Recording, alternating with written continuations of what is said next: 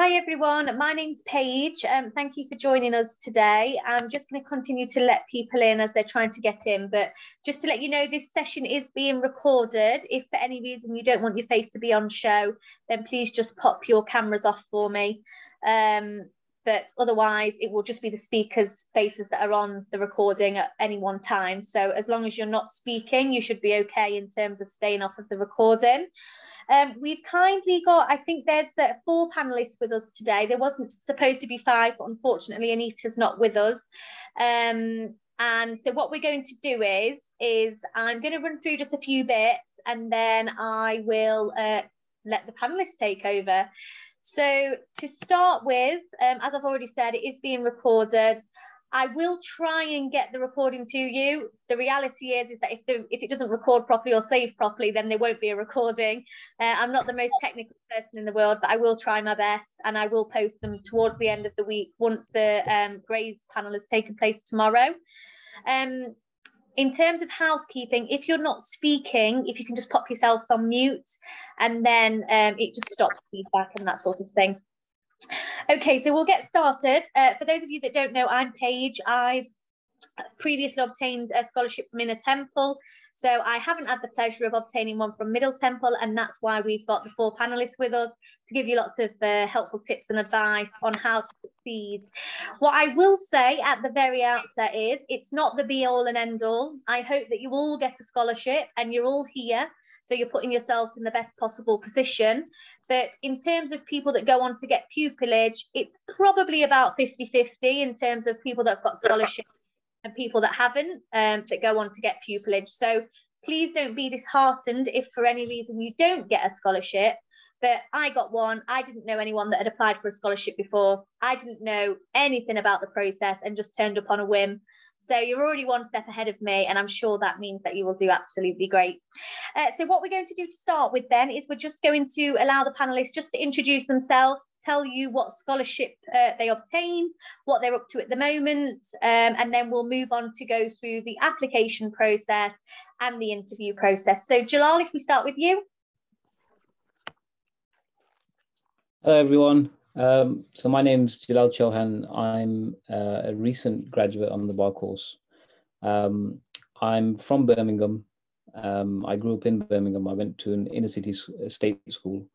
And I studied at Aston University, also in Birmingham.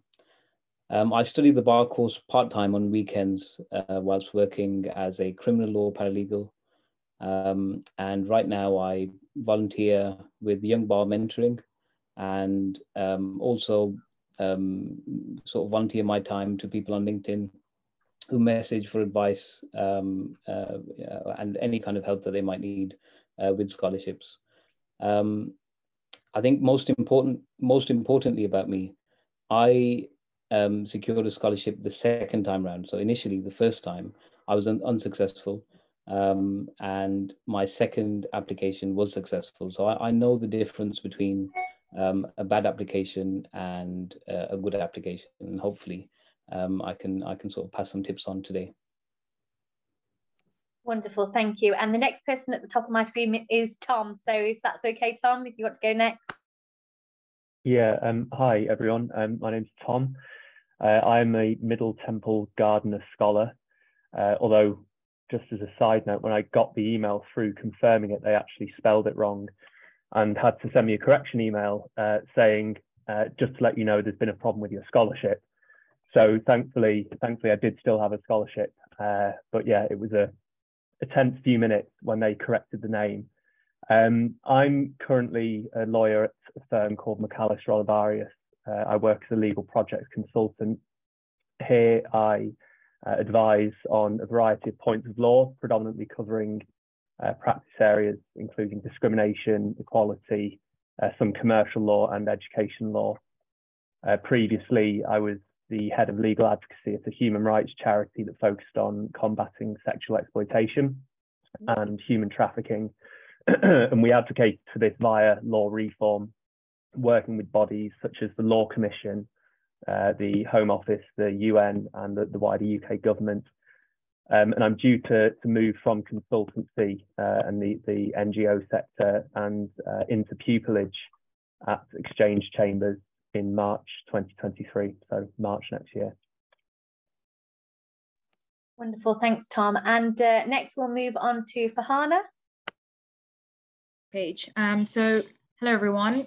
So my name's Farhana. I was very lucky to have received a Queen Mother Scholarship last year alongside the Blackstone Entrance Exhibition, which I was very surprised when I received that email.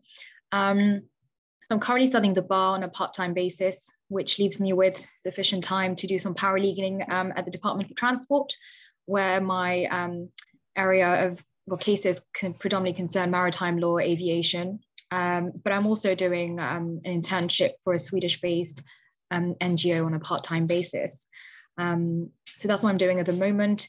In terms of why I chose Middle Temple very quickly, well, the decision was very easy for me during the final year of my LLB degree. I actually was very successful in getting an access to the Bar Award, which is a 2 weeks funded sort of work experience, 1 week shadowing a barrister, 1 week shadowing a judge. And through that experience, I was exposed to Middle Temple, and I think I had made my mind up there and there, having sort of seen the inn and the culture there, that this is where I saw myself sort of belonging. Wonderful, thank you. And last but not least, Oluwaseojomi. Good evening, everyone. So yeah, my name's Oluwaseojomi. I'm a recent graduate from Cardiff University. I also lived in Birmingham, like Jalal. I was awarded, fortunately, a Jules Thorne Scholarship and a Blackstone Entrance Exhibition Award. I'm currently in London at City University studying the bar course full time. So yeah, that's just a little summary about me. Wonderful, thank you everybody. So just before we get into the nitty-gritty of talking about the application process and the interview process, just to let everybody know, the reason why I have decided to do the 4 separate Zoom sessions is to allow a bit more of an interaction, and also to allow all of your questions, whether they be specific or quite general, to be answered.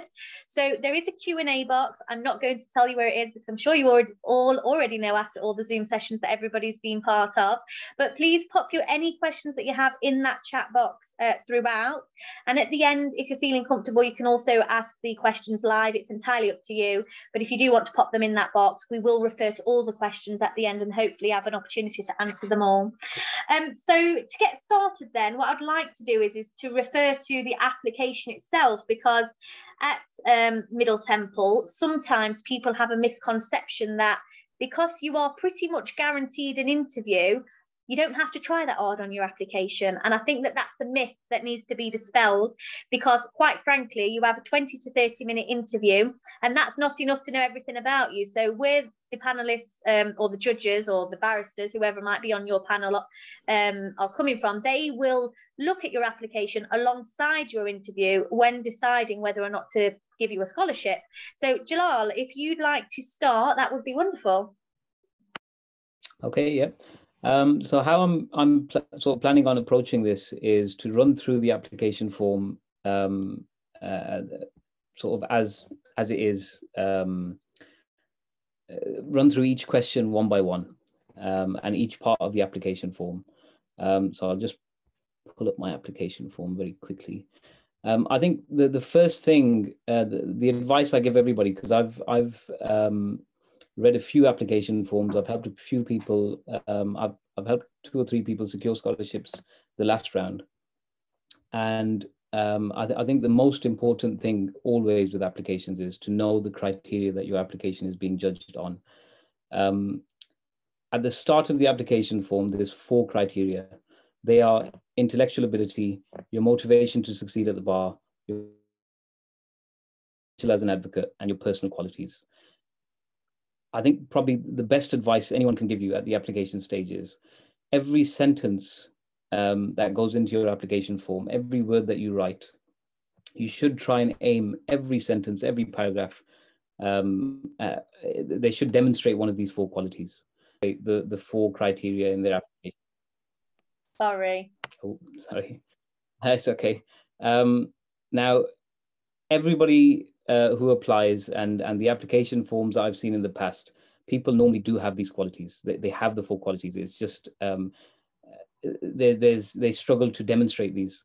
And I'm probably going to bang on about the four criteria as I speak for the next 10 minutes. So brace yourselves.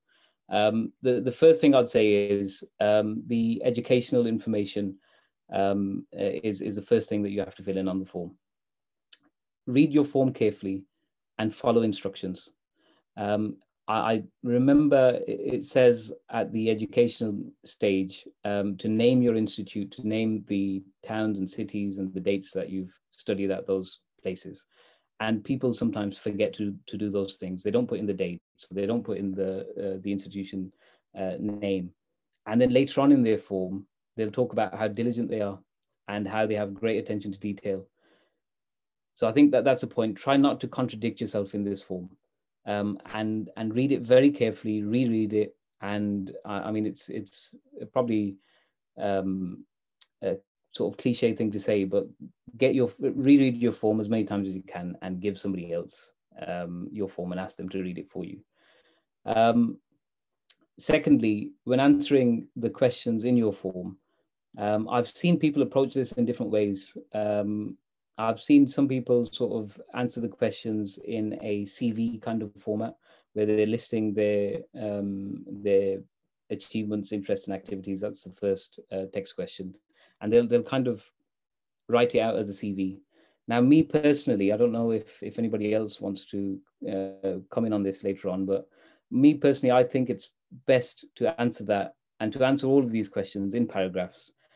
So you're telling a story about yourself.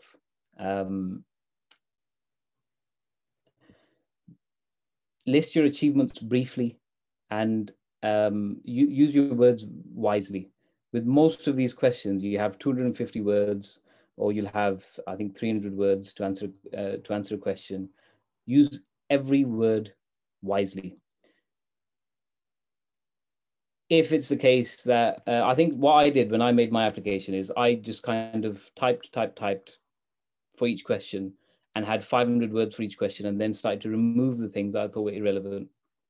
So that's one tip I'd give everybody. Just write more than you need to, and then reduce so you fit within the limit that you have. So for achievements, interests, and activities, what do you put in? If you've written, say, an article, or you've volunteered somewhere, you were part of a society at university, maybe you did some sports, you worked as part of a team, some people were part of the drama society. If you've traveled somewhere, and why you traveled to a certain place, and how it's relevant to the four criteria. And remember, when you're putting in these examples, demonstrate the four criteria. If you were, say, I don't know, some people say that they did martial arts, or they were part of the football team. Does it demonstrate your personal qualities? Does it demonstrate your whatever skill it is? I mean, you might have joined the drama society and did some public speaking. Does that demonstrate your potential as an advocate? So always remember, every question is an opportunity for you to demonstrate the four criteria. The second section on the form is other occupation, employment, or training experience. So this part is where you talk about any experience that you have. It could be legal experience. It could be retail experience. It could be, working at a cafe, whatever it is. Again, if you use whatever you've done to demonstrate the four criteria, you're giving yourself a fighting chance at this stage. Also talk about at this stage any further qualifications that you might have, any training that you've done as part of employment. And when you're mentioning your employment, are you a good team player? Again, that demonstrates a personal quality. The next part in the form is mini pupilages, court visits, mooting, and debating. Now, I know quite a few people say that they haven't had the opportunity to do as many mini pupilages as they would have liked to. And I think that's quite common because of COVID and everything that's gone on the past couple of years. But I'd say to everybody, there are other ways to sort of gain that exposure in court. You could just attend your local Crown Court, as I'm sure probably many of you already have. Mention that at this stage. If you visited court, if you've seen a case, talk about the case. It might have been an interesting case that was in the news. I think if you mention that and you refer to why that particular case was interesting, what you learned from the case, what you saw when you saw an advocate in court, what skills the advocate had, those kind of things. So giving examples of what you learned from your court visit. If you've done any mooting or debating, this is an opportunity for you to mention it here. With mooting, it's some people shy away from saying, I reached the semi-final in a mooting competition. But actually, if you've reached, say, the semi-final in a competition with 100 contestants, I think, in my opinion, that's better than reaching a final in a competition with 8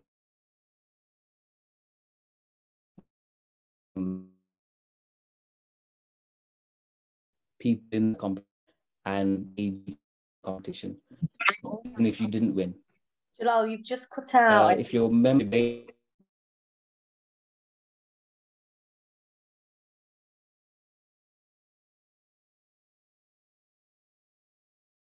I don't think he's realised that he's cut out. So what I might do, guys, if it's okay, is just ask you a few questions off of the back of what Jalal said.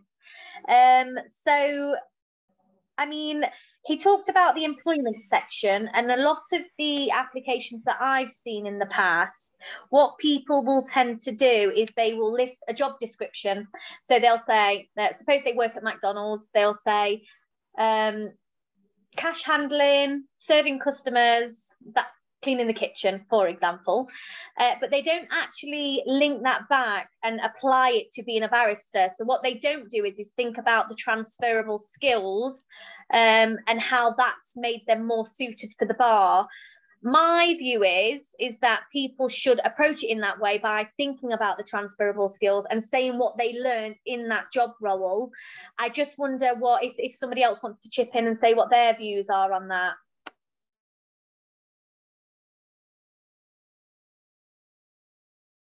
Yeah, I don't mind. I think that the skills, you know, the way that you present them are certainly transferable through the scholarship process and application and pupillage interviews as well. So it is worth bearing that in mind. It's really important to evidence the points that you make and to draw the links for the people that you're talking to, whether it's a scholarship or a pupillage interview, because I think there's certainly been a move recently at the bar for people not being as archaic in their expectations in terms of, you know, the roles that people should have done before they apply for a scholarship or for pupillage. And I think that there is a shift towards respecting and expecting people to have a broader life experience. So if you've worked in the catering industry, if you've worked in a bar, in a restaurant, I mean, I did that for 10 years when I was a teenager up until my sort of early 20s. And the skills that you pick up there, you know, they're often very, very difficult jobs. So they teach you things like resilience, and they teach you the importance of, as you said, Jalal, working, you know, amongst a team and being able to communicate effectively with customers, other staff members, and that type of thing. But what you have to do, as you've alluded to, Paige, you can't just say that. You can't just tell them. You have to show them, and always be thinking about that in your applications, whether it's the written aspect or whether it's the interview itself. What you've said, don't just present it to them, you know, as a kind of abstract idea. You've got to then sort of deliver it to them, you know, and it does sound like you're perhaps being a little bit over the top when you go through that in the moment. The links should be obvious to anybody, but what you have to do is just deliver it to them. Make sure that you're doing that within the written application first and foremost. Absolutely, thank you. I still don't think that Jalal is back, so I'm going to carry on with my what I wanted to ask you guys.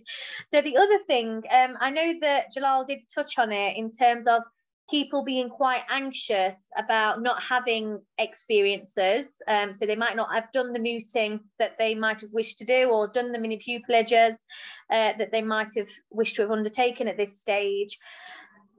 My question is, do you think that the panelists that are interviewing are expecting the Finnish advocate? Are they expecting people to have all of this experience, or is other experience just as important? I think the panelists aren't looking for the finished product, because personally speaking from my own experience, I actually only had one work experience. I'd done mooting, I'd done other things, and had those transferable skills, which is what I mentioned and particularly emphasized on.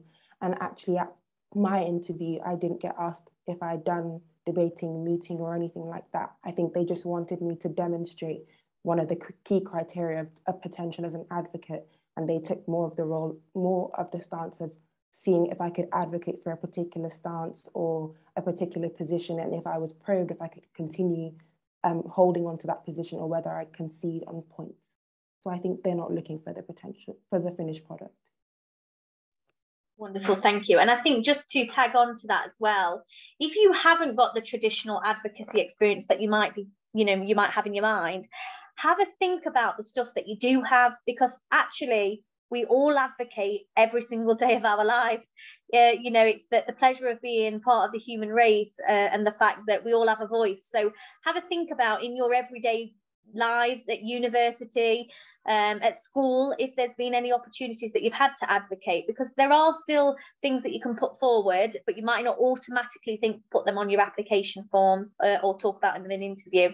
Jalal, I can see that you're back, so I'm sorry that we've kind of started talking about in essence what you was talking about, but if you've got anything else to add in terms of the application, that would be great. Yeah, sorry, I've got a bad connection. It's not normally like this. It's quite strange. Yeah, I'll say a couple of other things. Can everyone hear me? Hello? Yes. Hello?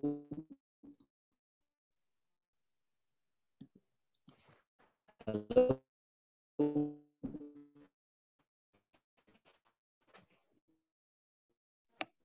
I don't think he's having a very good time of it. It seems to have frozen him now, unfortunately. Just while we're waiting for him to come back, Paige, on the mini pupillage point and the mooting, for anybody that sort of is worried about that, I mean, I only did one mini pupillage. I'm not sure whether I'd even done it before the scholarship interview, actually. I had a couple planned, but COVID kind of scuppered them. So all in all, I had 3 in total planned, and I think I only ended up ever doing 1 anyway. And that's right the way up to pupillage as well, so it really isn't the be all and end all. And as long as you can kind of gain those experiences through other means, I mean, a mini pupillage is certainly not the be all and end all. They don't, I think that it's a good way to get an insight into the profession, but that's all it is. It's, if you have 10 mini pupillages, they're not going to say, wow, this is, we're going to give you the scholarship because you've got more mini pupillages than anybody else. It's just a means to an end, really. And if you can demonstrate that in different ways, and as long as you can kind of plug those gaps, I would say, that's absolutely fine. It does the same job. So don't be put off if you don't have, mini pupillages spilling over the application and 100 mooting competitions and everything like that. Can I just check that I'm back? Can you hear me? Yes. Oh, you can. Okay. Sorry, shall I continue? Shall I add a few things? Okay. So I'd say to everybody who's planning on applying, I'll just give a few tips because my internet connection isn't very stable, so I won't kind of hang on for too long. tip number one, practice as much as you can with your interview. Try and all universities have a career service. Go to your career service and book mock interviews. Get help with your application. Again, go to the career service, ask them to read through your application, message people on LinkedIn. There's always posts. If you just type in the search box scholarship, there's loads of people online who are volunteering their own time to read through your application and to give you tips and advice to help you get scholarship. That's, in my opinion, that's how I got scholarship, and that's why I offer my help now, because I was helped to get scholarship, and I kind of, want to return the favor to other people who are applying. In your application form, like I said before, don't contradict yourself. If you're saying, like I said, you're diligent, you have amazing attention to detail, but you miss something, just try and avoid any contradictions. Be honest in your application. Don't make things up, because you'll suffer in an interview. I've had times where I've reviewed an application form for someone, and then I've said, yes, I'll do a mock interview with you. Done the mock interview, asked them a question about an experience, and they really struggle. So always be honest in your application. And most importantly, be yourself and sound like yourself on paper. I've seen some people who say things like, I was tremendously overjoyed to have been told, and they use language that just isn't them. Use language that's you. Be authentic, be yourself, and I'm sure that the panel, they'll appreciate that. And generally in life, people appreciate your authentic self. And the final thing I'd say is tell a story. Tell your story. Tell the story of how you've got to where you are now, and how your past experiences will take you to where you intend to be in the future. And that hopefully will make you different to the hundreds of other applicants. And you'll stand out in the panel's mind, and they'll think, yep, this is somebody that, we want to help in their help. This is somebody we want to help in their aspiration to becoming a barrister. I'll end on that before my connection goes. Thank you, Jalal. What we will do now then is we'll move on to the interview phase. Tom, if we can start with you, just before you get into your tips and providing your advice, it might be useful, if possible, if you could just give an overview about what actually happens in the interview. Yeah, of course. So mine is perhaps not a sort of very good yardstick to judge it by, because it was during COVID.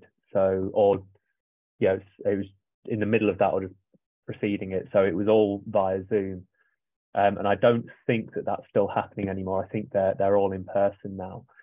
But I guess the main thing is that you get thrust in there, and then it's a kind of, it goes in the blink of an eye. And I know Paige, for those of you who don't know, Paige very generously sort of put together some kind of structured topics that can be discussed in terms of what the interview actually sort of consists of.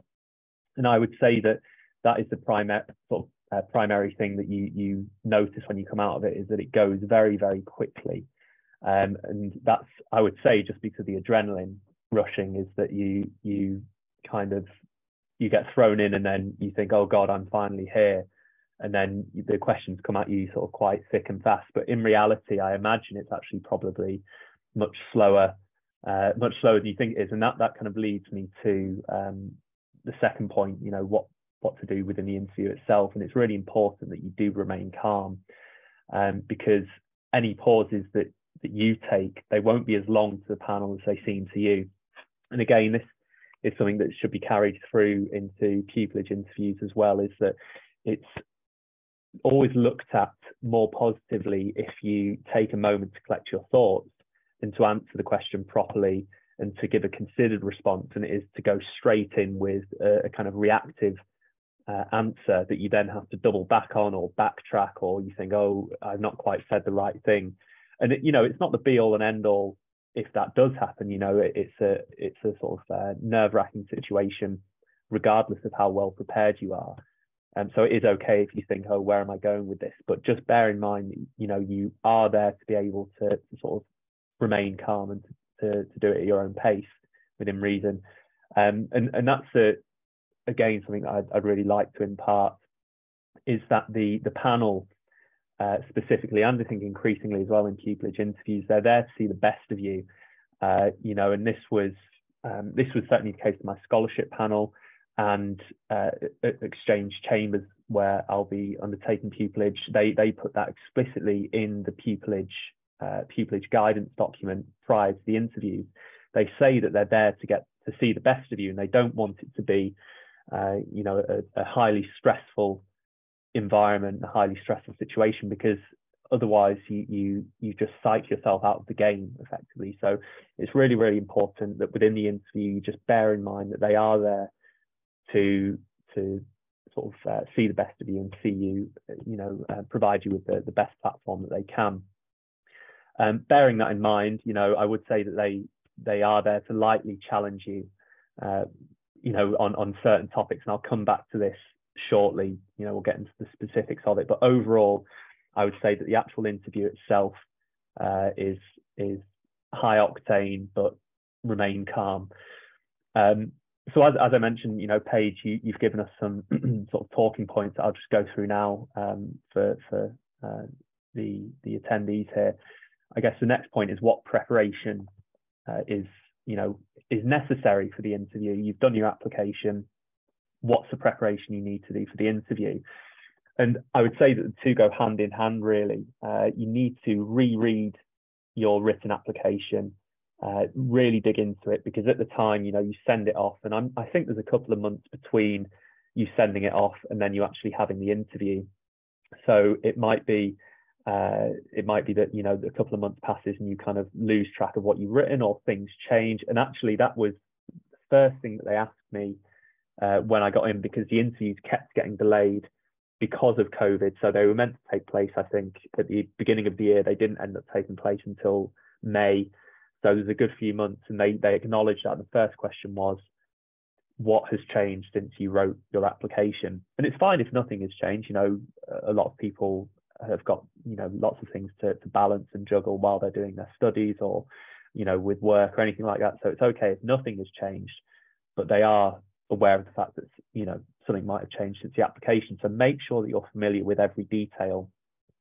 And on any areas that sort of go beyond law, you know, something that they might be unfamiliar with, make sure to brush up on this in case that the panel push you on this, or they want to know more. Because if you have a job that is, I would say, sort of tangentially related to law, but, you know, like my job, for instance, I worked in the charity sector. So whilst I was focusing on law reform, there are actually some other kind of, I guess, policy issues and working with government officials and things like that, things that lawyers might not necessarily be aware of or familiar with.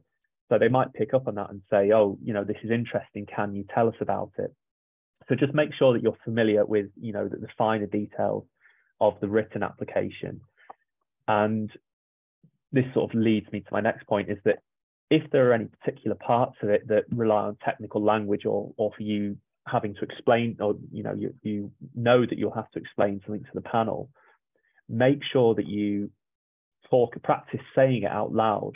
Because what you don't want to do is just blank on the day. You know, if you need to rely on a specific statutory reference to try and, you know, wow the panel with a piece of work that you've been doing, you know, at a law firm, the last thing you want is to be talking about that, and then for you to forget the statute or the section number, you know, and it's just making sure that you can kind of know that second nature almost, so that if they do ask you, or if you want to give the information unprompted, is that it's very easy to do so.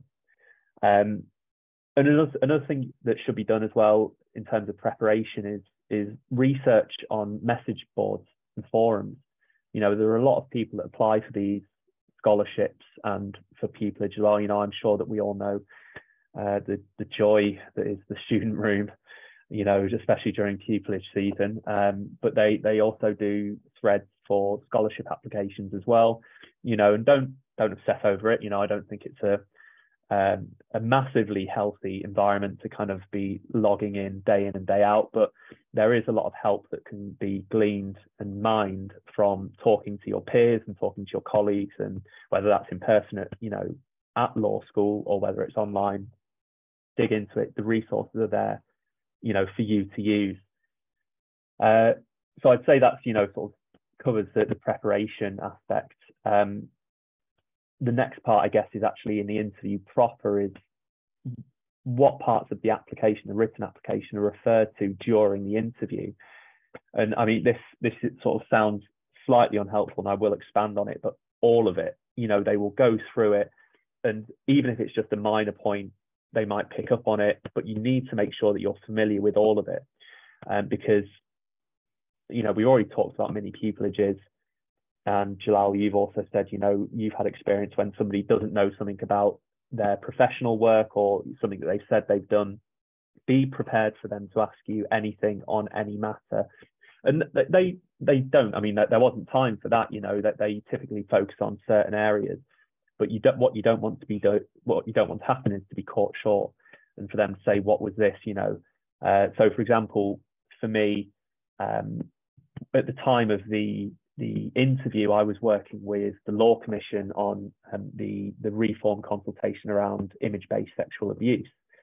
And first and foremost, I had to be familiar with all the statutory references, because they questioned me. One of the questions they said was, how would you, what are the recommendations you're going to make to the Law Commission? And it's all well and good saying, oh, I've worked with the Law Commission and I've done this. It sounds very impressive written down, because, you apply your written advocacy skills. But if you then can't say, this is exactly what I was doing and this is how it assists me, or how it will assist me when I go to the bar, you're not doing exactly what I said before, which is you need to deliver this information to them. And on that point, make sure you're across it all, but also be prepared to be challenged slightly. So when I said that I was working on this issue for the Law Commission, specifically, the issue was this idea of whether complainant anonymity should be automatic. And they said, oh, well, this is all well and good suggesting this, but does this not interfere with the principle of open justice? And because I was familiar with the subject matter, and because I'd read the application, I could immediately come back and say, well, this is, an issue that's been raised to the Law Commission by several law firms. But what we say is that actually the principle of open justice isn't disproportionately affected because of X, Y, certain statutory things that are going on, and it's not necessarily going to be an issue. And what it does, it shows that you can push back a little bit at that kind of interrogation is too strong a word, but what they're doing is they're just testing that you can hold your ground, because that is what being a barrister is all about. You're in there, you're presenting your argument, and even when you're doing a moot, the whole point is that they're set up so you make your argument, and then the judge, the learned judge says, well, that's all well and good, Mr. Farr, but what about this here? And then you have to be ready to come back at them. You have to know your brief, and you have to be able to respond on your feet, even if it's a quote unquote losing point. Just show that you can push back a little bit, and it's infinitely easier if you're familiar with what you're talking about than if you've just kind of winged it and put something on there that you're only 50% familiar with, because you're already on the back foot. So that's what I would say predominantly is just make sure that you're across things, because they could refer to anything. And this also may be of use as well, and again links back to the kind of forums and message board suggestion, is that typically what will happen is that they will ask a question every year that kind of touches on a different a different topic. So for me, it was, what law would you reform if you could?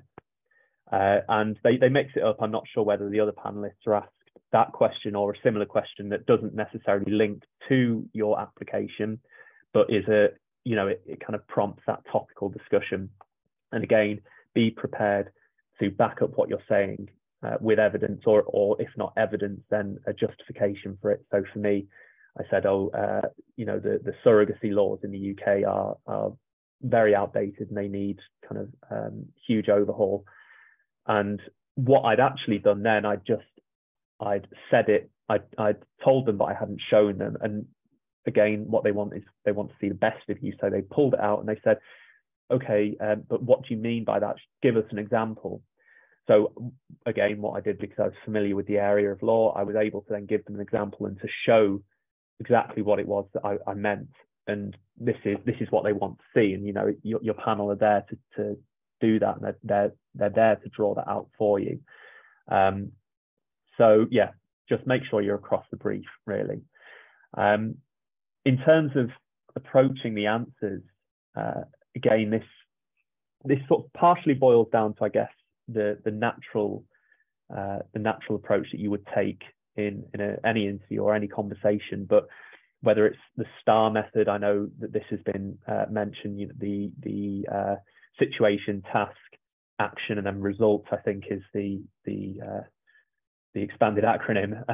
But if it's not STAR, you know, it might be, again, show, don't just tell. Make sure you're evidencing these points.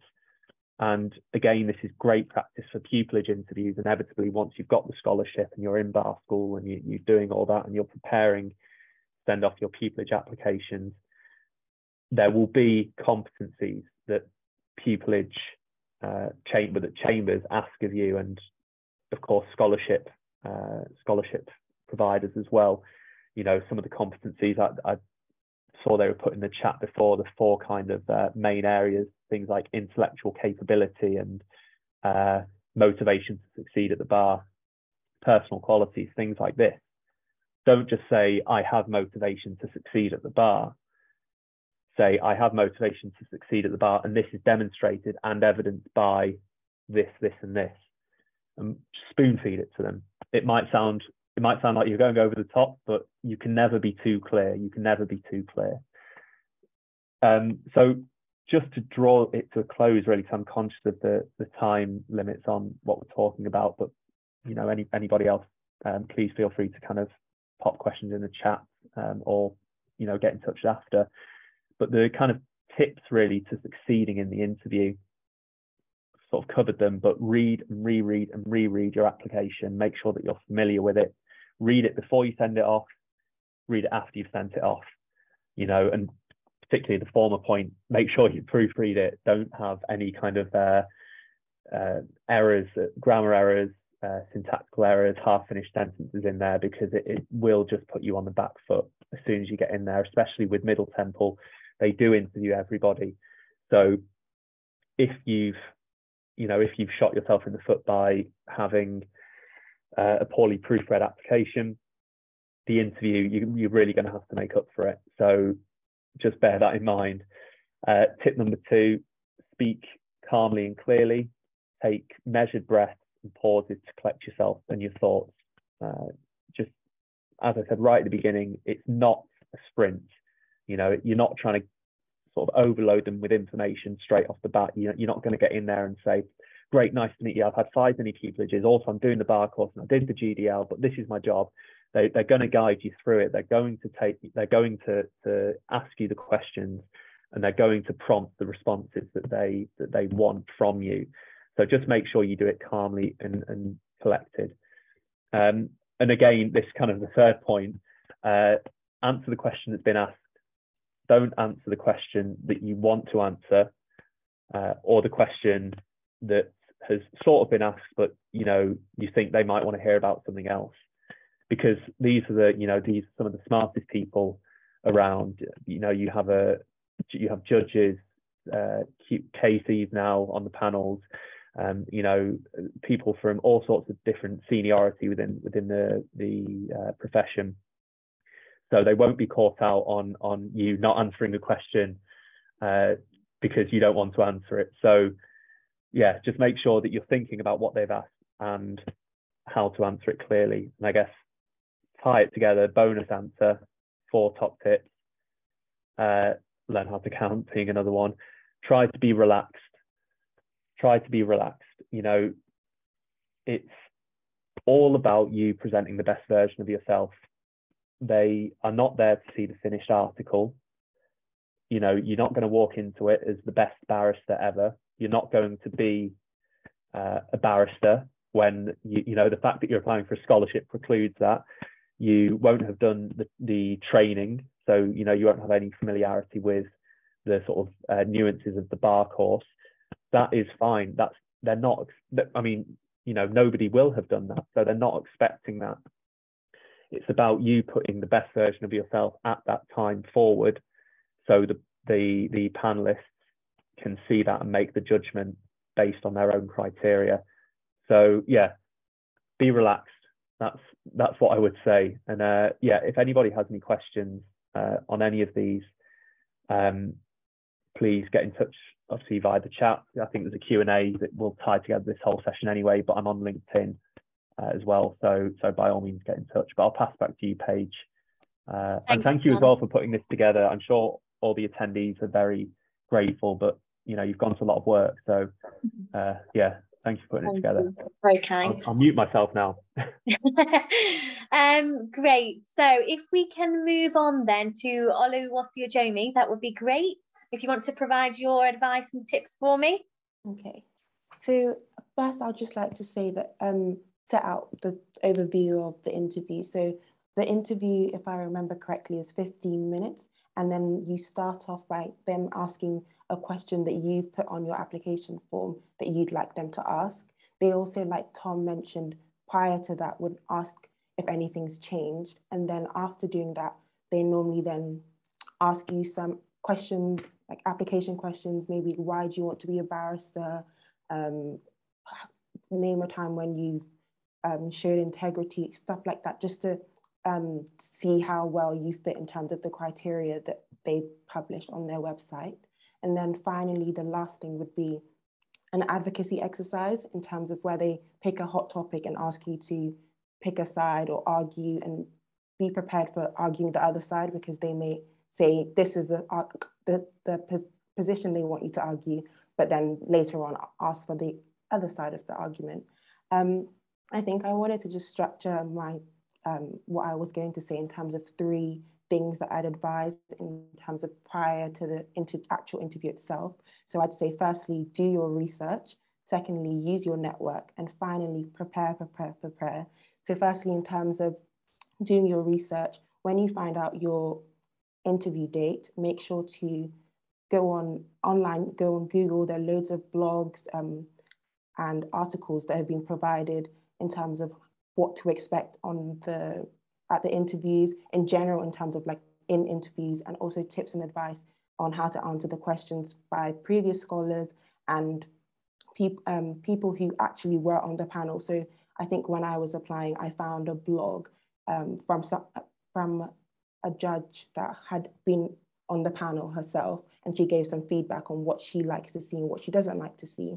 I think as well, find out who got a scholarship. You can find that out easily on the Middle Temple website, and get in contact with them and find out what they'd advise doing. And I think particularly in my position, I found that quite useful, finding out what every single person did in terms of prepping, because I think you can fall into the trap of feeling like you can prepare last minute or not do as much research, or because you've had experience applying for a job, you know what to do. But that really puts it into perspective of how much prep people do. And then in terms of using your network, reach out to people. Don't be afraid to reach out to people. People are actually nicer than you may think they are. And everyone's so willing to help. That's one thing that I noticed aspiring barristers are. So reach out to them, find out what they'd advise, if they could potentially offer a mock interview. And then in terms of preparing, mock interviews are crucial. I think you may prepare a bank of questions, which is something that I did from my research, preparing a bank of questions, prepping the answers to each of those questions. But the opportunity to have a mock interview where maybe potentially one of those questions that you've prepped doesn't come up, prepares you for the interview itself, because it means that you're able to think quickly on the spot I think of an answer on the spot quickly to a question that's been asked. And doing that a number of times, I think before my interview, I think I had like 5 mock interviews. That's not a number that you need to stick to, but yeah, I think that was just in terms of helping me feel more comfortable. So get as much mock interview prep as you can. I think the Young Bar Mentoring, they offer help with mock interviews. Her bar as well, they offer mock interviews as well closer to the time. And also another resource that I found was the Middle Temple. Mr. Richard Frost normally does Zoom sessions where he talks about the application stage of the scholarships, the interview stage, and he normally gives interview tips as well. In terms of some tips that I gained from doing my mock interviews and just doing my research, I'd say, like Tom mentioned, speak slowly. It's okay to pause and to just ask for some time to think about what you want to say. Another tip that I'd give is show your personality. I think that's one thing that I got feedback from in terms of when I was doing a mock interview, that the panelists probably see 30, 40 people in that day alone. And so showing your personality makes you memorable and it makes you stand out. And that's one thing that you really want to do in terms of getting scholarships. Another thing that I'd say is just be calm when you're in the interview and just know that you've prepared as much as you can. And at this stage, you're just going to have to do your best. And as well, in terms of knowing how much to prep, I'd say just remember that the Ins will be putting in thousands of pounds into you if you were to secure the scholarship. So just make sure to put as much effort as you can. Personally, I was doing my final year exams when I had to prepare for my interview. But I think having that at the back of my mind just made sure that I took all the necessary steps to prepare and made sure that I was as prepared as I felt I could be. So that's just a summary of all the things that I'd say in terms of how to prep for your interview. Wonderful. And something that I'd just like to pick up on actually is the way that you structured what you was going to say. And it definitely had how I would approach going into your interview. So I know that you mentioned that sometimes they will ask you to argue for or against the proposition. And I'm sure most of you that are looking to apply have not been through the bar course. But if you just think about how Oluwaseyomi actually structured her answers, she said, I'm going to talk to you about three things: research, network, prepare. And then what she did is she told you about research, she told you about network, and she told you about prepare. And that's a very good structure here on in. That's the tip of the day, I think. If when you're going into your interviews, whether it be pupillage, scholarship, or any piece of advocacy, it's a very good way to start and a very good way to structure what you are saying so it's clear and concise. So I think that just listening to what you had to say is a tip in advocacy. And I think that people can take a lot away from it. So thank you for that. What we will do now then is if we can move on to Farhana, that would be brilliant. Thanks, Paige. And I think Tom and Oluwaseyomi did a fantastic job at just highlighting all the key bits of what's important regarding the interview. So I don't think I'll need the whole 10 minutes, but I'll try my best. So I think in terms of how I found the interview itself, it was challenging, but I think it was also very exciting. And I think it was a positive experience. In terms of the general structure, I get the feel that there is no concretized structure as such. My panel consisted of 2 QCs, now KCs, and 1 junior counsel. And what I found was that generally they will steer away from asking questions that have already appeared on your form, because I think it's quite easy enough to just memorize your answer and repeat that in the interview. What's the point? But what's likely to happen is for them to challenge you on anything that you have mentioned in your form, or they might ask you to elaborate on something. So I would say that in terms of your preparation, when we say learn your application form really well, I think what we mean by that, and sorry, I'm losing my voice today. I think what we mean by that is look at what you've written in terms of, say, mini pupillages, marshalling, or work experience, and then think about the skills that you were able to foster as a result of those experiences, because you might be picked up on it.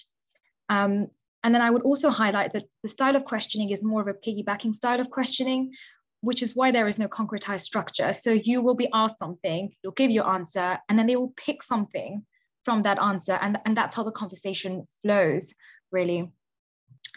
In terms of my preparation, so Tom mentioned this, but there are a few months in between you having filled in the application form and you sitting the interview. So think about what it is that you did in that time. I don't think it's necessary for you to have done anything substantive, but I'm sure that we all get up to something. And it doesn't have to be you having done another mini pupillage. It could be, shifts or new shifts that were working at Primark, but think about what skills you fostered as a result of that experience. Again, they're not looking for perfection because perfection doesn't exist. So you've got to make the most out of what it is that you have. And I think that also enables you to show your character. When we say show character, I think that's what we mean. What makes you you? What makes you different? I don't think you should be trying to fit in, but you should be trying to stand out. So don't be scared about, for example, having just one mini pupillage, because think about what is the purpose of conducting mini pupillage? Well, it's to see some advocacy. Well, if it is to observe advocacy, think about good advocacy that you've seen, think about bad advocacy that you've seen, because you may be asked about it. I certainly was. And then think about, okay, well, I've observed advocacy, but how was I able to exercise my own advocacy skills? And that's where debating and mooting comes in, but not necessarily so. So you may have had a conflict at work that you were able to negotiate. So think about how you were able to use your sort of negotiation, communication, listening skills in that instance. In terms of top tips for succeeding, number one, be confident. And when I say be confident, I would say think about getting rid of your nervous tics if you can. So the ums and the unnecessary fidgeting, the unnecessary coughing. But also definitely structure your answer. And I don't think that the STAR method is necessary. But if you're asked, for example, why do you think you'll make a good barrister? You might say, well, I think that my attention to detail and my perseverance are the two reasons why I think I would make a good barrister. And then elaborate on those 2 points. Don't speak too fast. I tend to do that a lot. The panel will most probably be jotting down notes. So give them time to be able to pick up what it is that you're saying. I think one thing to highlight is that I think it's important to be able to show your understanding of the practical implications of what it means to be a barrister. So we know that barristers are independent practitioners. They get that work from their clerks. I think it's important to understand what that means, for example, in terms of how a criminal barrister versus a commercial practitioner gets their work, understand perhaps why the backlog of criminal cases is such a big issue at the moment, right? And perhaps why, despite all of that, you still wish to establish a career in criminal law if that's the area of law that you're passionate about. Because it's one thing to say, I want to be a barrister and I'm interested in criminal law, but it's another to be able to understand the drawbacks and what motivates you despite all of that. In terms of mock interviews, so I didn't have a mock interview actually, but as Oluwasejomi highlighted, I mean, there are so many scholars who are happy to help. If you reach out on LinkedIn, I'm more than happy to have a mock interview with you guys and look at your application form. Certainly having a mock interview can be very helpful, especially with timing, because sometimes it might be a case of you being very confident, you know how to answer the question, but you don't know how to stop. So I would say that look at your reflection in the mirror, which is what I tend to do.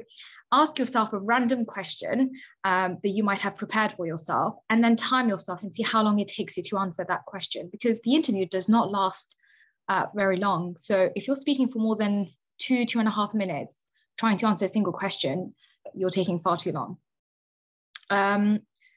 What would I tell myself now if I were to sit the interview again? Oh gosh, quite honestly speaking, I feel like the interview went really well for me.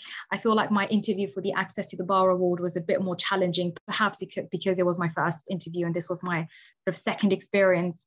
But I think all I would tell myself is to just smile a little.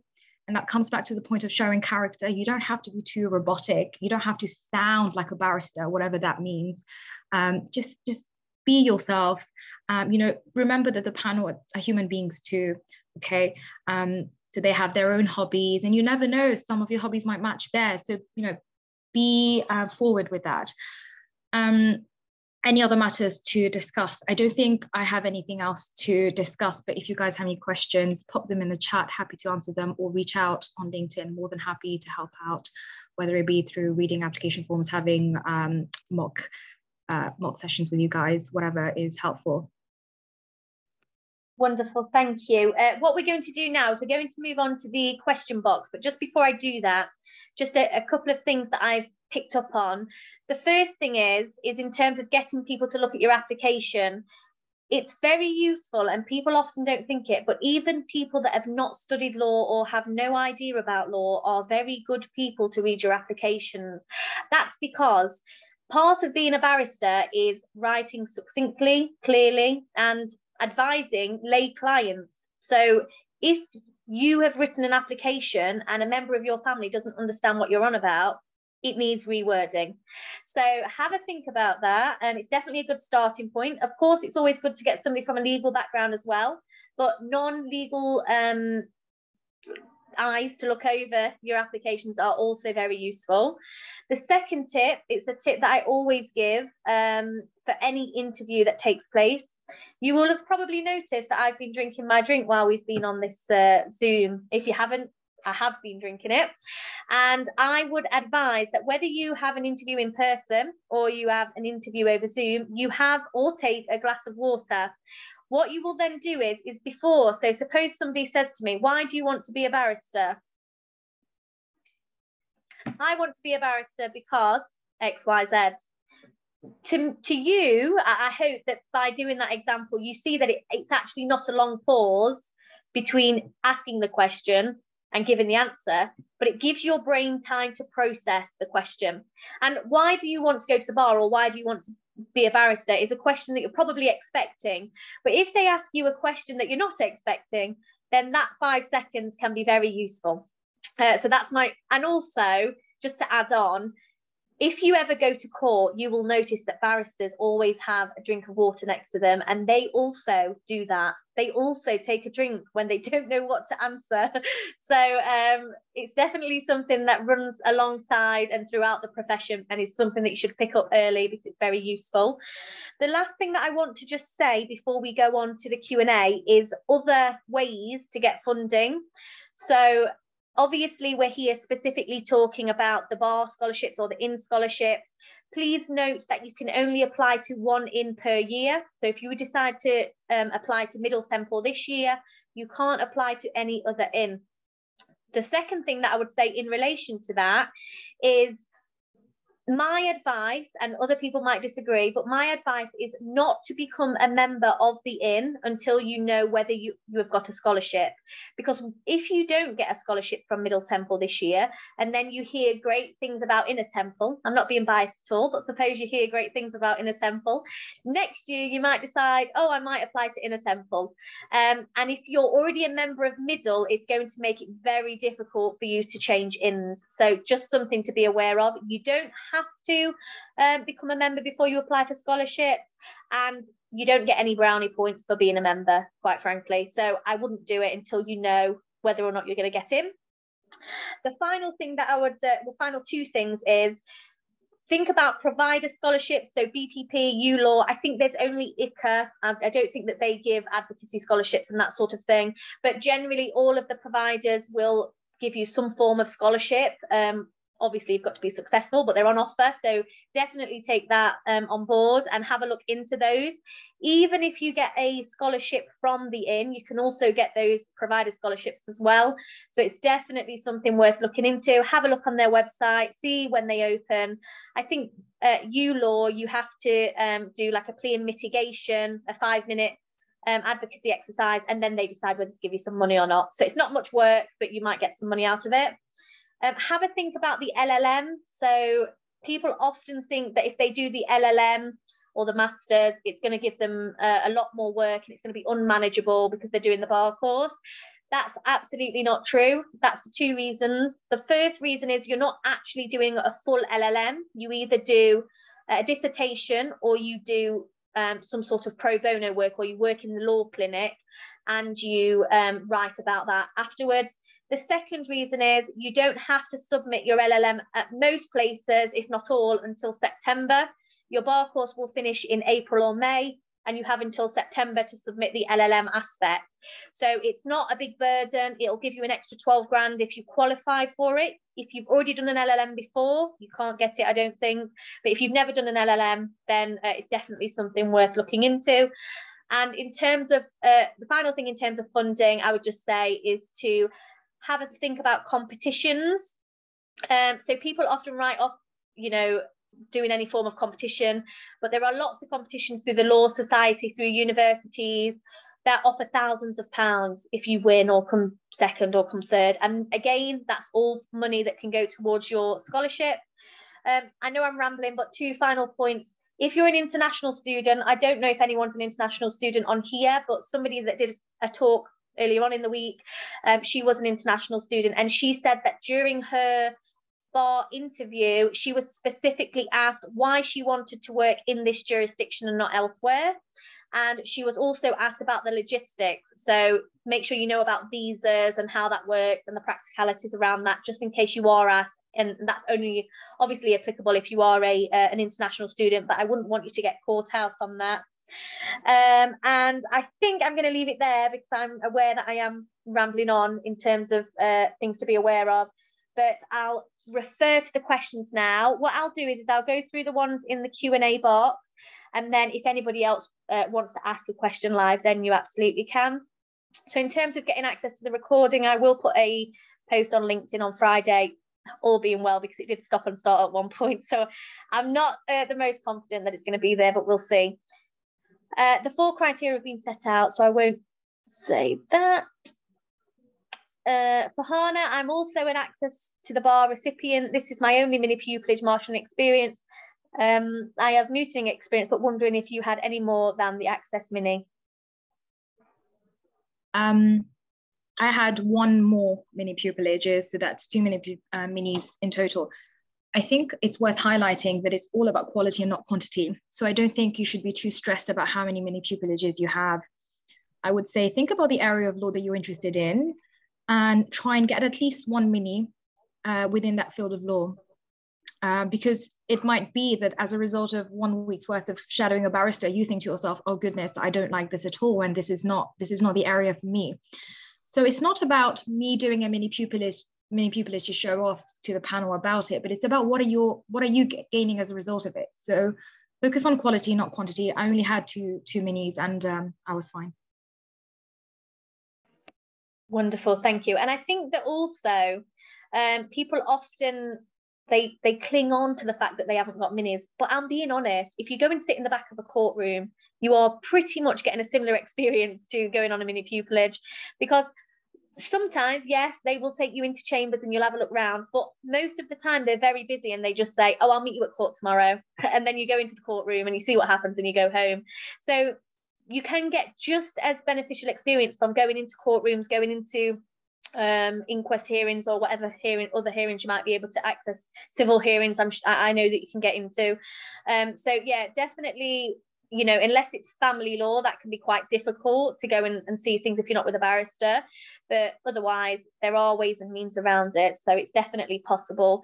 And I think also everybody's going to be in the same boat, you know, everybody's coming out the other end of COVID, everybody's not got all of the experience in the world, but have a think about what you could, rather than focusing on the negatives, which people often do, and they'll put in their application form about how difficult it's been through COVID. They know that and they're expecting it, but think about what you can do between now and your interview. Can you do some volunteering? Can you volunteer at Citizens Advice or the Personal Support Unit, or do an online competition, national speed mooting competition? They do them. There's various other mooting places or competitions that take place on LinkedIn that don't take up that much time. So think about what you can do. You don't need to apply for a competitive mini to get some valuable experience.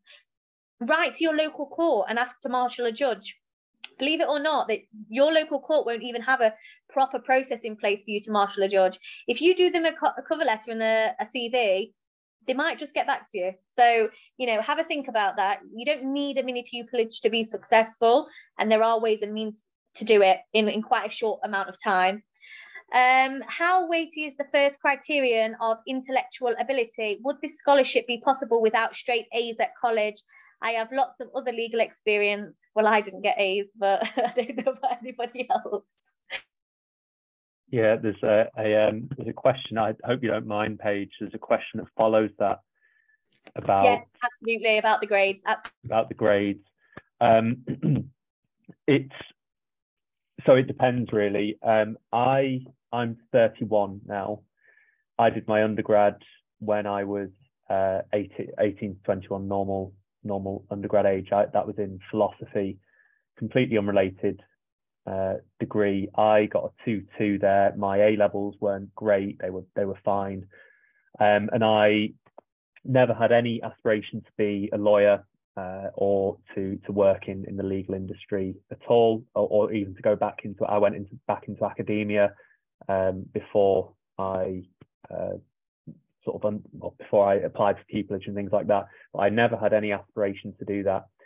So it is absolutely possible to succeed both in terms of scholarship and pupillage with grades that might not be traditionally the best, to put it euphemistically. But what you have to do, what you must do, is you have to demonstrate why that's the case, why the grades aren't necessarily good, because they are fundamentally an important part. Now, they are just a part, they're not the be all and end all.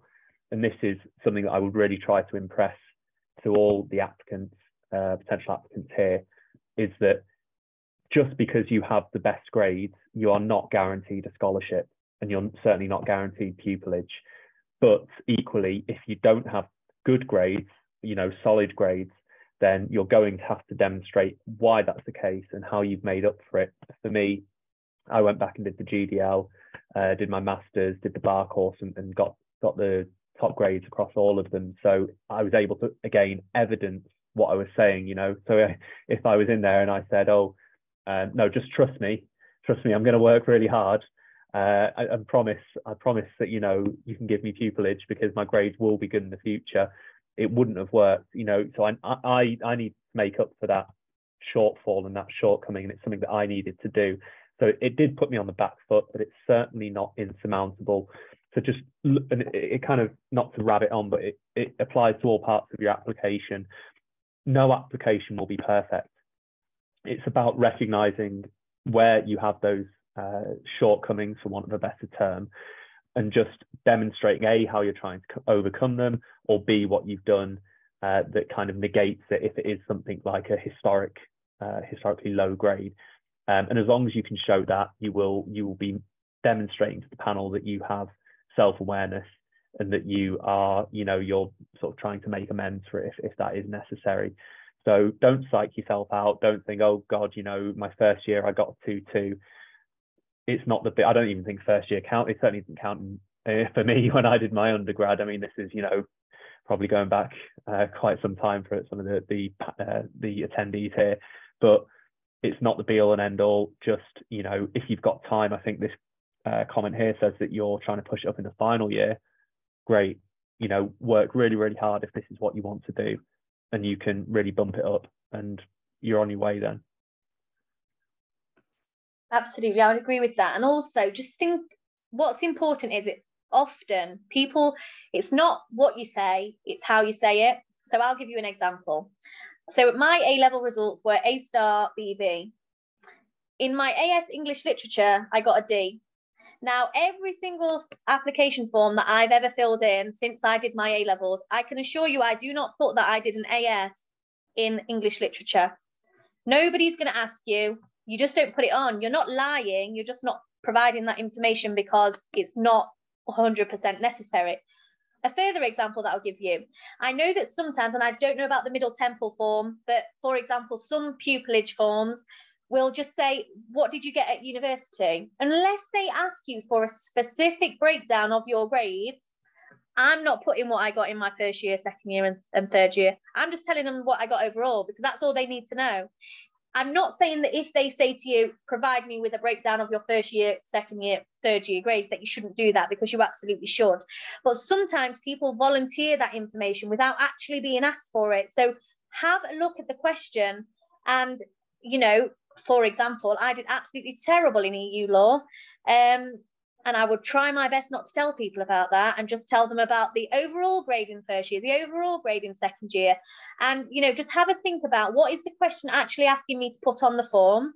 or what is the question that they are actually asking me, and just answer that question. Don't give them more information than they need to know. And if that puts you in a more positive light, then so be it. Okay, moving on to the next one. So I think we've given some tips in terms of what other stuff you can do if you've not got many minutes. I don't think it's the end of the world, but see what you can do between now and then. I think somebody's asking if the interviews are virtual or in person. Does anybody know the answer to that question for this year? No, don't worry. What I've done is, whilst we've been on this Zoom, I've looked at that part of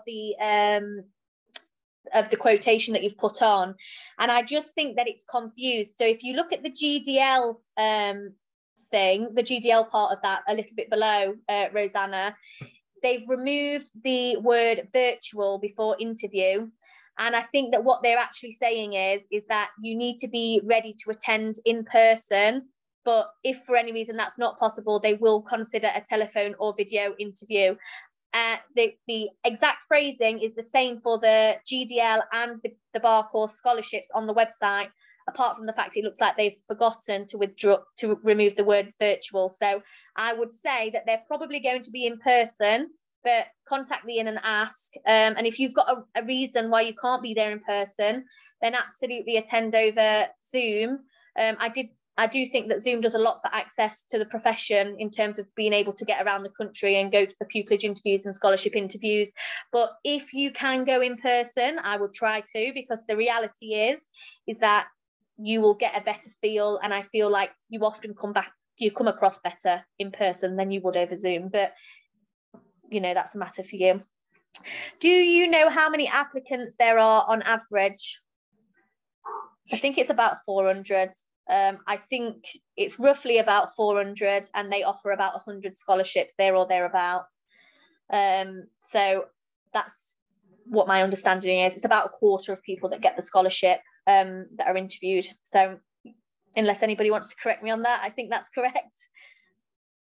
Nope, wonderful. Can I apply for pupillage in my final year of uni prior to the bar course? Did anybody do that? I had a colleague, a friend, a guy that I was on the bar course with. He got pupillage before he started the bar course. He did the LLB, and he applied in his final year. He, as far as I'm aware, is a kind of bit of a unicorn when it comes to that. I don't think it's particularly common. I think that, yeah, it's not something that I don't think it really kind of gives you an advantage or not in terms of your application. If you think you're ready, apply for it. I applied for it when I was doing I hadn't done the bar course yet. I think I was doing my master's. I got one interview. I bombed it. It was terrible, really bad interview. And then I got pupillage the next year on the bar course. So I think, yeah, if you feel you're ready to do it, I would say go for it. Absolutely. You can apply for it, but I think, as Tom says, it's very rare to succeed. There are people out there that do, and if only we could all be them people, but I don't think that that's possible. Do you think having pupillage will reduce my chances of getting a scholarship? I don't think so. To be honest, I think that scholarships are open to everybody. I think that unless you get a certain type of scholarship, so the big major ones, then what they will do is whether or not you get a scholarship is assessed on your merits, and then the amount of money that you are given is assessed by your means. So because they ask you to fill out a financial form. So if you've got, say, 60 grand in the bank, you might not get as much as somebody that's got £0 in the bank, unless you get one of those major ones. So that's just something to have a think about, but that's where you can top up your funds by other means, like I've already suggested. Could you please elaborate a bit on the question of overcoming adversity or disadvantage, and if anyone can give their example and how they presented it on their application?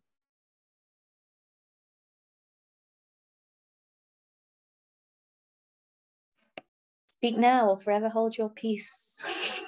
I don't want to jump in. I don't know whether anyone else has a kind of adversity, or I was just overlooking my application today, so it's kind of at the front of my mind. But again, it's just it's giving them the example and then explaining what the adversity was, and then telling them how you overcome it. I know it sounds obvious, but it is just about evidencing what you're trying to say. I mean, for me, I used to work in the music industry before I moved into law, and it's contrary to what some people might think. There is no money in the music industry. It's an absolutely terrible profession unless you're selling out stadiums every night. So for me, as somebody that was self-employed, even before coming to the bar, the adversity was this kind of up and down income and dealing with financial instability. So what I did, I just outlined what it was, and then went on to say how it affected me, what the adversity was, i.e. not having any money, and then how you overcome it. It's all about, being financially prudent, and commercially aware is a phrase that I think the other panelists will be aware of. Barristers and chambers love their applicants to demonstrate commercial awareness and to talk about how they're willing to grasp self-employment with both hands. So, it's same answer, same structure that you would apply to any answer, whatever the diversity is. Just make sure you explain it to them. Wonderful, thank you. And I think that Altamish has got a couple of questions. So if you want to unmute yourself, feel free to. Brilliant. So sorry, thank you guys. Just before I ask my question, I just wanted to add 2 points. First of all, I just want to thank Paige for setting this up, and for the panelists to take their time out to give these insights. It's brilliant. And the second thing is I just heard a few things about A levels and college, and I promise you, everyone on here, my A levels were so terrible that I'm guaranteed like they were the worst. No one here will compete. So I just think you're right that as long as you've overcome it or you've demonstrated it, I think it's a good way to go about it. So now on to the questions. Now, my first question is about the part in the application that talks about the job roles. Now, I know it's 250 words or 250 words. So I've worked in pretty much every industry possible, including the legal industry. Now, do I take that time to show the variety of work I've done, or do I take that time to add like, oh, okay, I did this job and this is what I learned from it? Because obviously 250 words is pretty much nothing. So what's your advice on that? Do you want me to ask all of them or one at a time? There's only 4, don't worry. I'm sure somebody will answer it. I think so for that question, you said you have loads of different experiences in law. Is that right? Not necessarily just law, like everything, pretty much like all your secretariat, retail, care, whatever you want. Mm-hmm. Yeah, I'd say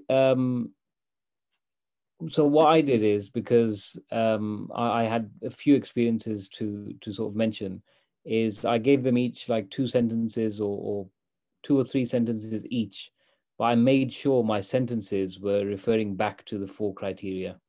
So I think as long as you approach it in that way, so one of them might demonstrate your personal qualities, your integrity, your reliability, your maybe you were self-employed.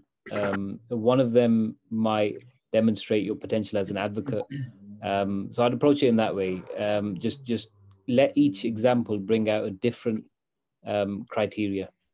Okay, brilliant. Thank you. My second question is, right now, I know some people are doing it part-time, and perhaps you have a job while you've done it.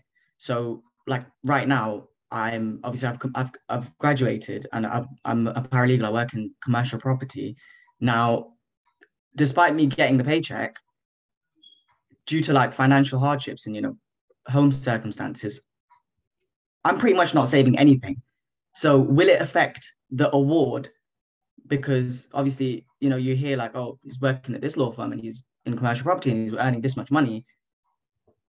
Will it affect the award? Because, if anyone has any insight in that, would be great. I'm happy to take that one. I think like Paige highlighted, whether you get a scholarship or not is purely, I think, dependent on merit. So you'll be awarded a scholarship based on that. The amount that you get is dependent on your financial circumstances. So I was given I was awarded the Queen Mother scholarship, which is a major scholarship, right? But I wasn't awarded a huge amount, because obviously I've got essentially 2 jobs and I can save a certain amount from them. Remember that during the interview, the last third, so about a good 4 or 5 minutes, is used up to discuss that form, that finance form. So they will go in depth about your financial situation, and be truthful, be honest, tell them about your situation, because they will consider that. If they, sorry, you were saying something there. Yeah, so they will consider your financial situation, definitely. Okay, brilliant. My next question is about, right, so I did a placement year during my degree. Now, I think it was an achievement in actually finding a placement, because it was like bang in the middle of the pandemic starting. Now, would I put that in my achievement section or in my job section? Because obviously a placement year, I was a family paralegal and continued in my final year. So where would that go? I wonder, I think you should think about what it is that you did during that time. I'm not sure that it would go under employment, but it could, because the question doesn't ask you simply about employment, it's any other occupation, employment or training experience. So think about what it is that you did and which of those 2 it will most appropriately suit. I'm happy to discuss that with you if you want to reach out. But if anyone else, if you have any comments, please feel free. So my approach to my application form was to try and sort of separate my experiences. So I try and put my legal experiences, like my legal work experience, under the occupation, and under achievements I put other things. I don't think there's a rule to say that you have to do it a certain way. I'm pretty sure you can do it in any way you please, as long as you get your message across and you make a good application. I don't think there's a rule on how to do it. What I would probably say is do what you think feels right for you, and then get somebody to read your application form and give you feedback. That's probably the best thing to do. Okay, brilliant. So that was my questions. Thank you everyone for whoever answered, and the session overall was great. Thank you, Alchemish. Just turning to the last question before I let you all run away. My university does not have a mooting or debating society. I've tried to set one up, but it's difficult. Have you got any tips on any other ways to gain that type of experience? Just before I turn to the panel and any that they might be aware of, LinkedIn, if you must have LinkedIn because you've managed to get the details for this. So search for mooting online, search for S&L Mooting Club, and search for National Speed Mooting. They are all avenues to get some sort of either mooting or bail application, plea mitigation, competition experience. I don't know if anybody's aware of any others. They're just 3 that I could think of off the top of my head. The inns do it, I think. I think the inns have a competition. And I'm not sure whether it just applies to bar school students at that point, actually. Sorry, my understanding is a little bit murky. Yeah, I think it's members only. But if you're dead set on going to any of the inns, you can apply before the scholarship. And I think they each run in like an annual competition. So just have a look on the inn websites. Obviously, don't blindly apply and then hope that they've got a mooting competition, but just have a look in advance and see what might be on offer at the inns as well.